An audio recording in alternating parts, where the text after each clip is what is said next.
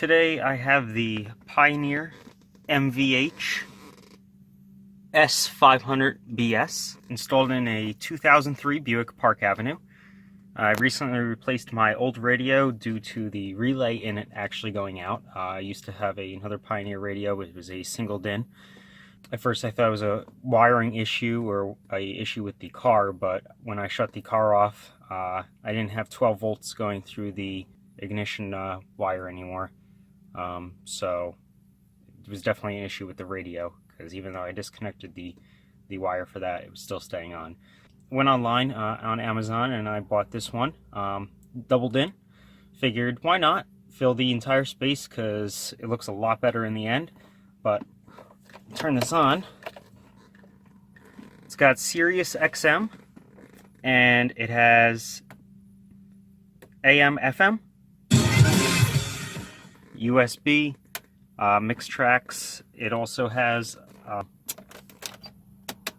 auxiliary, obviously, Bluetooth. Connect my phone through it. Shows you the cell signal, the battery for your phone. You can make calls through it and everything. Access your contacts, Galaxy J Prime, recents, missed, dialed, received. Go through your actual contacts on there. Go to your radio, AM, FM. YouTube doesn't like music, so I obviously can't play that. The radio does sound very good though. I have 4 JBL speakers, 2 5.25 in the fronts and 6x9s in the rear, and 1 10-inch Alpine subwoofer connected. Very crisp, clean sound. You can change the colors by going to the menu, illumination. You go to phone color for when it rings. Change the display color or both color or just the key color. A whole bunch of variables for that. Brightness also, you could set your brightness.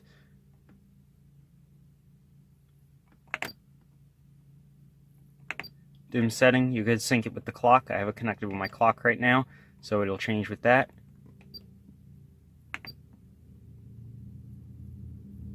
Go to audio, you could change the position from where you're listening at. If you want better sound quality in the driver's seat or the passenger seat or the rear, you go through and change that. I just realized I'm hitting the wrong button to go back.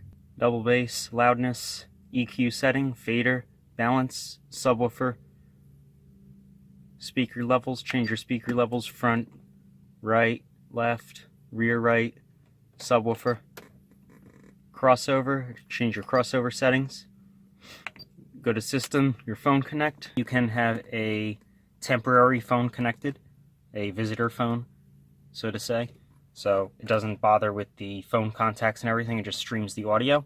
Mixed tracks function. You save a preset by pressing and holding it. Display, you could go to sound display. Display the sound levels for... Fun. We're living large and loving life on New Jersey's most listened to radio station. Here's New Jersey 101.5 fast traffic. And you could have the sound level now. Shut down both directions in the area of Ewing Street in Princeton. Down wires continue to be the problem there. I-80 another shutdown. This is on the westbound side where all lanes are closed. Go to broadcast information. It does display the radio data on there. Folks are jumping off the highway. The parkway, no problems on those 3. And then the frequency, and then of course the clock again.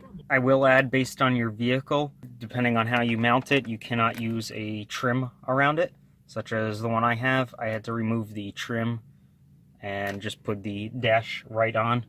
If you put the trim, it pushes the dash out too much, but it's a nice flush fit, very loud, and it does not have a CD player. So with that being said, the actual depth of unit is a lot less than a regular unit with a CD player. It's only, I'll put the specifications on there, but it's very good for my car because there's not much room behind the dashboard. Very squared out and very narrow area to put it in. Very good radio. I've had this actually installed now for, I want to say 3 weeks, and has been running steady. The display is very bright during the day when you're not directly in the sun.